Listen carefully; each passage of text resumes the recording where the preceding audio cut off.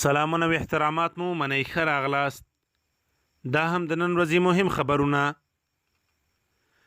د لوی جرګې له پریکړې وروسته اشرف غني د 400 طالب بندیانو د آزادولو فرمان لاسلیک کړ. یو شمېر حکومتي سرچینو خبر ورکړی چې د اګست میاشتې په 14مه نیټه بین الافغاني مذاکرات پیلیږي. غزنی ولایت کې 9 تنه عسکر او پولیس طالبانو سره یوځای شوي.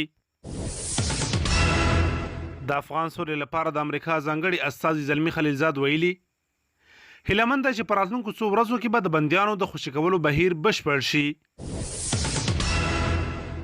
نایجیریا کې د 6 فرانسویانو په شمول 8 تنه وژل شوي. پاکستان کې د چاودنې له امله 25 تنو ته مرګ ژوبله اوښتې. لبنان کې حکومت ضد لاریونونو کې ګڼ شمېر کسانو ته مرګ ژوبله اوښتې.